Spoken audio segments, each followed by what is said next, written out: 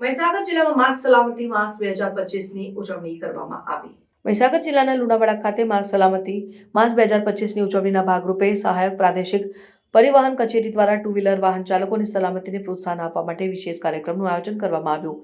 ઉત્તરાયણ પર્વને અનુલક્ષીને યોજાયેલ કાર્યક્રમમાં સેફટી કાર્ડ અને મફત હેલ્મેટનું વિતરણ કરવામાં આવ્યું। આ પહેલનો ઉદ્દેશ્ય ટુ વ્હીલર ચલાવતી વખતે હેલ્મેટ પહેરવાની અને સેફટી કાર્ડનો ઉપયોગ કરવાની મહત્વતા વિશે જાગૃત લાવવાનો છે।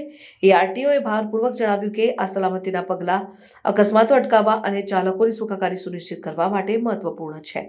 મફત હેલ્મેટ અને સેફટી કાર્ડના નિવારણને સમુદાય દ્વારા સારી રીતે સ્વીકારવામાં આવ્યું છે, જેમાં ઘણા ચાલકોએ માર્ગ સલામતી માટેના સમર્થન અને પ્રતિબદ્ધતા માટે આભાર વ્યક્ત કર્યો। કાર્યક્રમમાં માર્ગ સલામતીના નિયમો અને રક્ષણાત્મક સાધનોના ઉપયોગના ફાયદા વિશે માહિતી સત્રો પણ સામેલ હતા।